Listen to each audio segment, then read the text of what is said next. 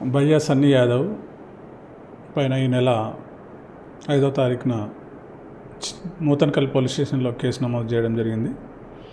ఇతడు betting apps promote చేస్తున్నందువల్ల అతనిపైన case నమోదు చేయడం జరిగింది. ప్రస్తుతం సన్నీ విదేశాల్లో ఉన్నట్టు తెలిసింది.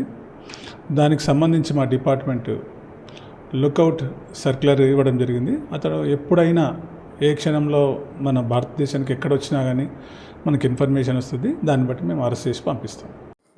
భయ్యా సన్నీ యాదవ్ పైన ఈ నెల 5వ తారీఖున నూతన్కల్ పిఎస్ నందు కేసు నమోదు చేయడం జరిగింది.